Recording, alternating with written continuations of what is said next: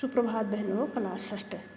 आपको मैंने कल भाषा में अक्षरों के महत्व में जो प्रश्न उत्तर हैं 3 प्रश्न वो कराए थे। आशा है आपने उन्हें सुंदर लेख में अपनी उत्तर पुस्तिका में किया होगा। आज उसी पाठ में निबंध से आगे जो है उसका पहला प्रश्न है, उसमें कुछ प्रश्न उत्तर हैं जो मैं आपको कराती हूँ। आप उन्हें ध्यान से सुनकर अपनी उत्तर पुस्तिका में लिखेंगी। जिसका पहला प्रश्न है, अक्षरों के महत्व की तरह ध्वनि के महत्व के बारे में कितना जानते हो, लिखो। तो इसका उत्तर है, अक्षरों और भाषा का गहरा संबंध है। पूर्ण विराम। भाषा को अक्षरों की सहायता से ही लिखा जाता है। जिस प्रकार भाषा के लिखित रूप और अक्षरों का परस्पर अटूट संबंध है, उसी प्रकार भाषा के मौखिक रूप का ध्वनियों से अटूट संबंध है।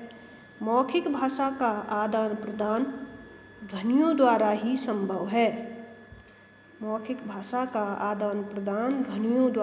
संभव है। पूर्ण विराम। यदि हम अपनी बात दूसरों तक पहुंचाना चाहते हैं और दूसरों के भावों और विचारों को जानना चाहते हैं, तो इसके लिए ध्वनि संकेतों का ज्ञान आवश्यक है। जैसे लिखित भाषा के लिए अक्षर आवश्यक है, उसी प्रकार मौखिक भाषा के लिए ध्वनि आवश्यक है।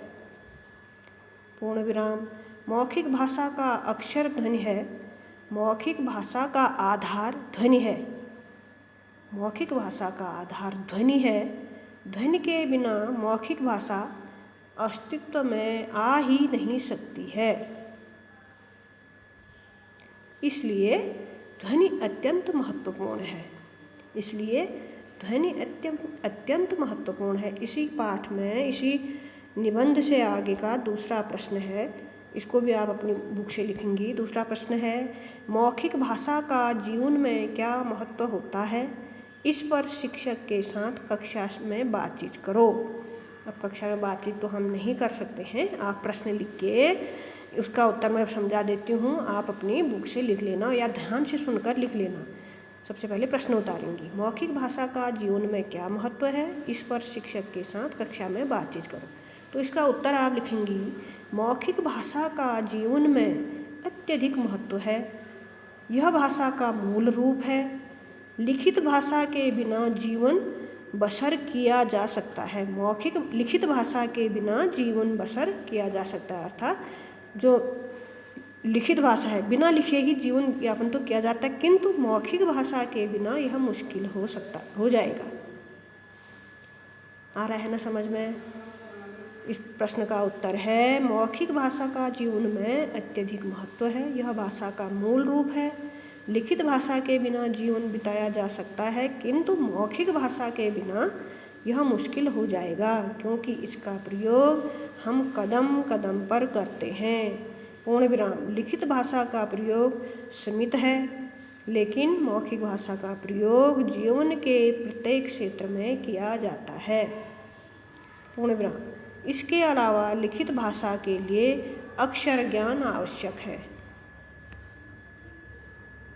अक्षर ज्ञान मतलब समझ में रहना, पढ़ा लिखा होना आवश्यक है, जिसके लिए प्रशिक्षण की आवश्यकता होती है, लेकिन मौखिक भाषा मनुष्य स्वतः सीख जाता है। ये है दूसरे प्रश्न का उत्तर। अब इसी में प्रश्न नंबर 3 है,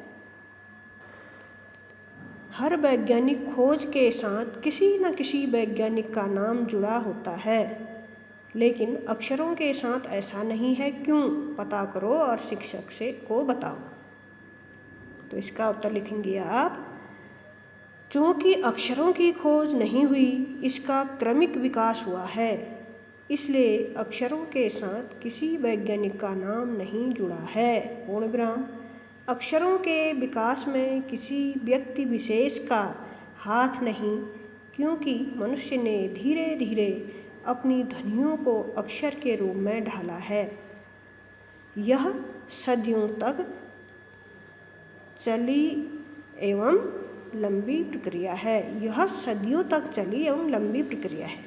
अक्षरों का ज्ञान करना। प्रश्न नंबर 4, इसको आप रहने दीजिए। आज इन 3 प्रश्नों को आप ध्यान से सुनकर अपनी उत्तर पुस्तिका में करेंगी और साथ ही साथ इसे आप याद भी करेंगी।